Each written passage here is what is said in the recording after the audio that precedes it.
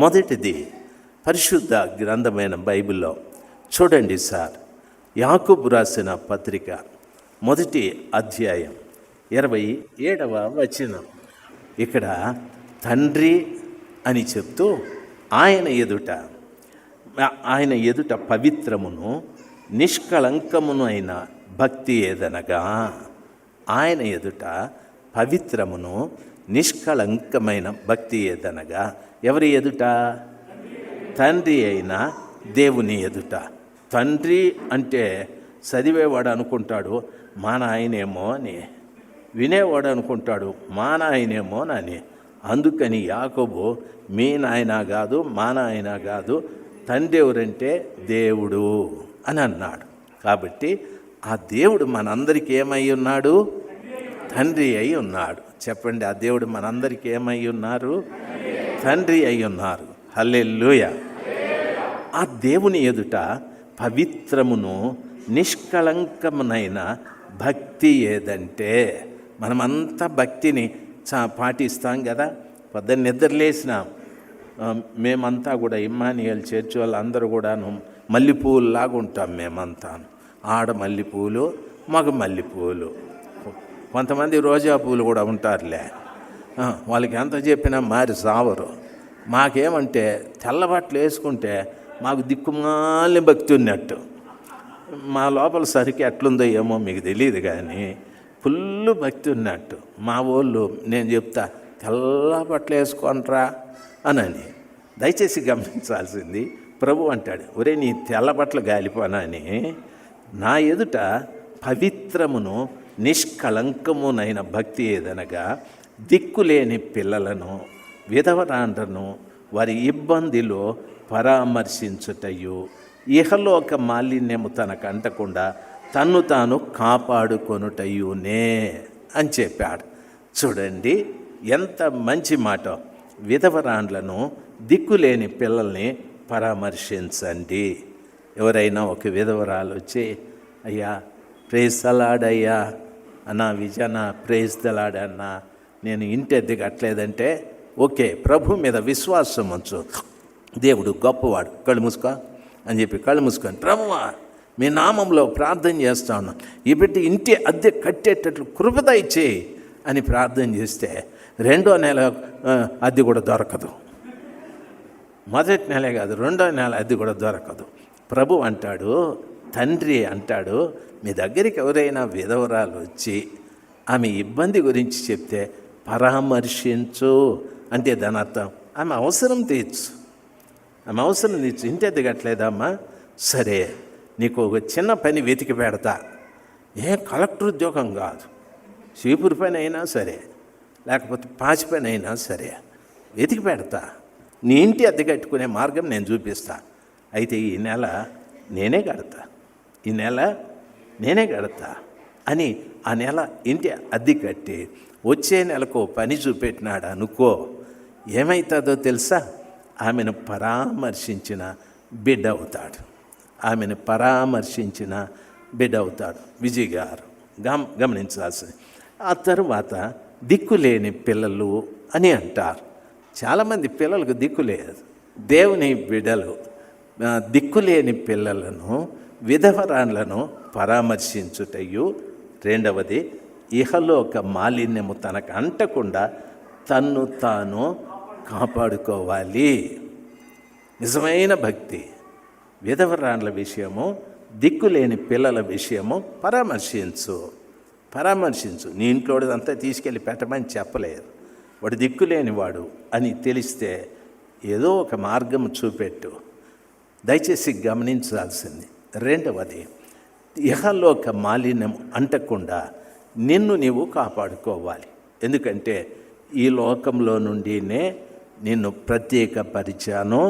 ప్రత్యేకపరిచిన తరువాత సిల్వలోనే కార్చిన ప్రశస్తమైన రక్తముతో కడిగి పవిత్రపరిచాను, మీరు రాజులైన యాజకుల్నిగా చేశాను. ఆ ప్రత్యేకమైన స్థానంలో ఉన్నటువంటి మీరు ఇహలోక మాలిన్యము అంటకుండా మిమ్మల్ని మీరే కాపాడుకోవాలి. హల్లెలూయా. మిమ్మల్ని మీరే చెప్పాలి, మిమ్మల్ని మీరే కాపాడుకోవాలి. ఒక పెళ్ళికి నన్ను పిలిచారు. ఆమె మా చర్చికి వస్తుంది. అయితే వాళ్ళ బంధువులు హిందూ పెళ్లి చేసుకుంటా ఉన్నారు. ఆమె అనింది, అన్న మీరు రావాలా, పెళ్లి కొడుక్కి పెళ్లి కూతురికి నువ్వు ప్రార్థన చేయాలి. భలేదానివి నువ్వు మా విశ్వాసివి, వాళ్ళు ఎవరు విశ్వాసులు కాదు. వాళ్ళని బట్టకొచ్చి నా ప్రార్థన చేయమంటే ఆ స్వాములు ఊరికే ఉంటాడా? వాడు ఓం శుక్లాం భరధరం విష్ణుం శశివర్ణం చతుర్భుజం ఆమ్యా ఓమ్యా అంటూ ఉంటాడు. ఆయన అట్లా అనుకుంటా ఉంటే నేను ఏసయ్యా మీకు స్తోత్రం అంటే ఊరికే ఉంటారా? అదేదో ఆదివారం బట్టకరా ప్రార్థన చేస్తానంటే ఎందే మొండిదే ఏం చేసింది? పట్టకపోయింది. పట్టకపోతే మా చర్చి వాళ్ళు చాలామంది ఆడున్నారు, అందరికీ బొట్లు ఉన్నాయి. నా మతి నాశనం అయిపోయింది. ఆదివారం అంతా తెల్లగా వస్తారు, ఏడేందరు ఇట్లా అయిపోయినారని ఒకరు నన్ను చూసి ముసుగేసుకొని ఇట్లా అట్లా వెళ్ళిపోతా ఉన్నారు. నేను ఇట్లా అని ఏం చేసేదన్నా, చుట్టాలు పెళ్ళి కదా, ఎవరన్నా ఏమన్నా అనుకుంటారని దాంతో సుక్క పెట్టుకున్నా. ఇదేమి ఇట్లా పెట్టుకొని తీసేసేదని పాపిష్టిదానా. మరి గుళ్ళో ఏందే ఎగురుతావు హల్లెలూయా హల్లెలూయా హల్లెలూయా అని. ఆడేమో హై జంపు లాంగ్ జంపు.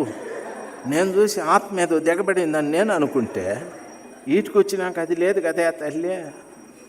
ఆమెను పిలిచిన ఏంది ఇది అవతారం అని నాకు కూడా అర్థం కాలేదన్నా అంటుంది. ఇది పెట్టుకొని చచ్చింది. దీని సంగతి మర్చిపోయింది. పాపిష్టిదానా. ఎటువంటి సీన్లు చూసే పిలుచుకొస్తే నన్ను బాగా వినాలి. ఎందుకు ఈ మాట చెప్తున్నానంటే ఇహలోక మాలిన్యం అంటకుండా మనకు బంధువులు ఉన్నారు, స్నేహితులు ఉన్నారు, ఇరుగువారు ఉన్నారు, పొరుగువారు ఉన్నారు. మనల్ని ఎంతో ప్రేమతో పిలుస్తారు. ఎంత పిలిచినా ఆ కల్చర్, ఆ మాలిన్యము నీకంటకుండా జాగ్రత్తగా నిన్ను నీవే కాపాడుకోవాలి. నిగ్రహశక్తి నీకే నిగ్రహశక్తి ఉండాలి. బాగా గమనించాల్సింది. ఓ ఫంక్షన్కి పోతావు, డాక్టర్ గారు చెప్తారు మసాలా అన్నం తినద్దు, మాంసం తినద్దు అని. ఫంక్షన్లో చూస్తే అమ్మా నా చర్చిలో ఫంక్షన్లో దాని దిక్కారినని మొక్కలు ఎంతంత నోట్లో నీళ్ళు ఇట్లే కారిపోతూ ఉంటాయి. కచ్చీప్తో తుడిచి అది తడిచేపోయి ఉంటుంది. ఆడు కూర్చుంటాడు, పక్కోడు అంటే వీడంటాడు ఏరా ఏం నీ బాధ, ఏమి డాక్టర్ నిన్ననే చెప్పినాడు తినకూడదు అని. ఈ పూటకు తిని ఏం కాదు అని అంటాడు. వాడు సపోర్ట్ చేస్తాడు, ఈ పూటకు తిని ఏం కాదని. ఆడంటాడు ఏ పూట తినొద్దని, ఆయన అంటాడు ఈ పూటకు తినొద్దు ఏమీ కాదని. మాట భలే బలంగా పనిచేస్తుంది. అవునంటారు కాదంటారు, దెబ్బకి తింటాడు వీడు. తిని అన్న ఇంకో ప్లేట్ అన్న, ముక్కలు 2 వేసుకొని రా అన్న దయచేసి విజయన్న 2 ముక్కలు అయ్యన్న, నీకు షుగర్ కదా ట్యాబ్లెట్లు కూడా తింటా ఉండాలి ఏనా అని. అంతే. ఆ మరుసటి రోజు పొద్దున 500 ఉంటుంది మనకి, పెరిగింటుంది 500. పెళ్ళాంతో చెప్తాడు ఏందో భూమి తిరగతా ఉంది కదే అని. భూమి కాదురా పాపిస్తాడా, నువ్వే తిరుగుతా ఉండవా అని. నేనెందుకు తిరుగుతా, నిన్న పోయి ముక్కలు తింటేవి కదరా, తిరగదా తిరిగి సస్తుంది. ఎందుకంటే బైబిల్ చెప్తుంది ఇహలోక మాలిన్యం అంటకుండా నువ్వే కాపాడుకోవాలి. తినేసి షుగర్ 500 పెరిగి ఆ బెడ్ మీద పడి యేసయ్యా నాయనా ఎక్కడున్నావు అని అంటే ఎక్కడా ఉండడు,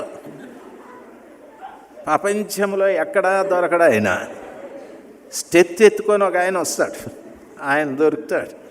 ఆయన అంటాడు ఏం తిన్నావు అంటాడు. నిన్న కొంచెం తిన్నా సార్ అంటాడు. 1/2 కేజీ తిని సచ్చినాడు కొంచెం అంటాడు. దయచేసి గమనించాల్సింది ఇహలోక మాలిన్యము అంటకుండా నిన్ను నీవే కాపాడుకోవాలి. హల్లెలూయా. దేవుడు ఒకసారి ఆల్రెడీ కాపాడినాడు. ఆ నాశనము నుండి మనల్ని బయటికి లాగినాడు.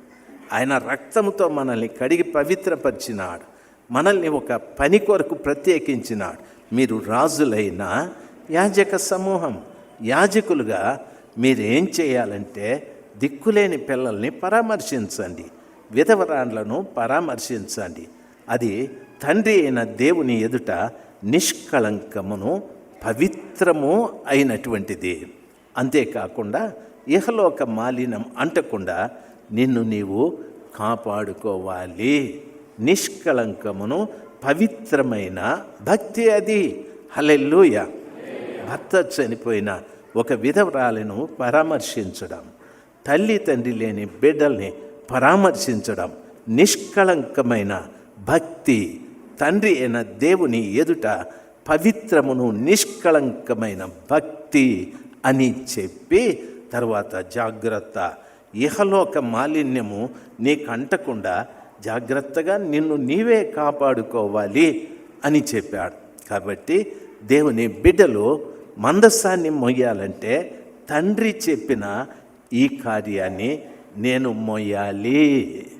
తండ్రి చెప్పిన ఈ కార్యాన్ని నేను మోస్తే ఆ నిబంధనల పలకని తండ్రి అయిన దేవుణ్ణి నేను మోసినట్టే. నా మాట అర్థమైన బిడ్డలు ఓసారి గట్టిగా హల్లెలూయా చెప్దాం. హల్లెలూయా. మనము 10 దినాలు ఉపవాసం ఉండి ఎవరైనా దిక్కులేని బిడ్డలు వస్తే వాళ్ళని చూసి ఏం రా వచ్చింది అని, సార్ నాకు అమ్మ నాయన లేరు సార్ అంటే, నన్ను ఏం చేయమంటావురా అని అంటే, సార్ ఏదైనా మార్గం చూపెట్టండి అంటే, ఏ మార్గం చూపిస్తానురా అని ఇట్లా తీసి 10 రూపాయలు తీసి ఇందా టీ తాగపో అంటే, వీడు అపవిత్రుడు నిష్కళంకుడు వీడు. లేదు, వాని పరామర్శించాలి. హల్లెలూయా. వాళ్ళను పరామర్శించాలి. హల్లెలూయా. అప్పుడు తండ్రి అయిన దేవుని ఎదుట నేను పవిత్రమును నిష్కళంకమైన భక్తి కలిగిన వ్యక్తిగా ప్రభుకి కనిపిస్తాను. ప్రభు చాలా సంతోషిస్తాడు. అప్పుడు ఇహలోక మాలిన్యము అంటకుండా ఉండే నిగ్రహ శక్తి కూడా నాకు వస్తుంది. సెల్ఫ్ కంట్రోల్ అంటారు కదా, ఆ నిగ్రహ శక్తి కూడా నాకు వచ్చేస్తుంది. ఒక ఆడబిడ్డను చూసినప్పుడు నిగ్రహ శక్తి వస్తుంది, మగబిడ్డను చూసినప్పుడు నిగ్రహ శక్తి వస్తుంది, లడ్డూని చూసినప్పుడు నిగ్రహ శక్తి వస్తుంది. దయచేసి గమనించాలి, కొంతమంది పాస్టర్లు అన్న పిలుస్తూ ఉంటారు, ఆయన మేక మేసినట్టు మేసేస్తూ ఉన్నాడు. నేను అడిగిన అన్నను, అదే నేను అట్లా మేస్తాడంటే ఆయన అంతేలే అని, అయ్యో షుగర్ పేషెంట్ కదా అయినా తినేస్తూ ఉన్నాడు. మీరు నమ్మండి, చిన్నపాప పెళ్ళప్పుడు ఒక ఆయన నా వెనకల కూర్చొని పుల్లు బిర్యానీ తిన్నాడు. నేను సాంబార్ అన్నం తినుకుంటా ఉన్నాను. ఆడు తిని మళ్ళా నా ముందరకు వచ్చినాడు, ఐస్ క్రీములు 3-4 పెట్టుకొని. నేను అనుకున్నా, పాపాత్ముడా ఉండాలనుకున్నావా పోవాలనుకున్నావా ఏం చేయాలనుకున్నావని అంటాడు ఆయన. పాస్టర్ గారు దొరికినప్పుడు తినాలని. ఇదేమి సిద్ధాంతమురా, ఇదేం సిద్ధాంతం దొరికినప్పుడు తినాలని? అదే హోటల్లో తినమే, ఆడ దొరికినట్లు తింటే బిల్లు వాసిపోతుంది, జోబి ఖాళీ అయిపోతా. నేను అనుకున్నా, చిన్నపాప పుణ్యమా అని ఇడు పోయేటట్టు ఉన్నాడని చెప్పి అనుకున్నా. అయితే ఉండాడో లేదో నాకు ఇంకా తెలియదు. అన్ని ఐస్ క్రీములు బెటకచ్చుకొని తింటా ఉన్నాడు. మా భార్య కూడా వచ్చింది, మాస్టర్ గారికి షుగర్ కదా అని. అది ఆయనకు తెలియాలి కానీ మనకు తెలిస్తే లాభం ఏముంది? తినేవని తెలియాల నాకు షుగర్ ఉందని. ఆయన అంటాడు, దొరికినప్పుడు తినాలని. తినరా బాబా తిను, ఏం చేద్దామని. దయచేసి గమనించాల్సింది, ఎప్పుడు నిగ్రహ శక్తి నాకు వస్తుందంటే పరామర్శ దిక్కులేని పిల్లల్ని, విధవరాన్లను పరామర్శించినప్పుడు ఆటోమేటిక్గా నీలోకి నిగ్రహ శక్తి పెరగడం ప్రారంభిస్తుంది. దేన్ని చూసినా నీవు టెంప్ట్ అయ్యే ప్రసక్తి లేదు, శోధించబడే ప్రసక్తి లేదు. శారీరకంగా కానీ, ఆహార విషయాల్లో కానీ, ఇంకొక విషయంలో లంచాల విషయం కానీ, వడ్డీల విషయం కానీ, ధనం విషయంలో కానీ శోధించబడే ప్రసక్తి లేనే. మీరు మాట్లాడడం లేదు, లేనే. ఎవరికి? నాకు అని చెప్పాలా?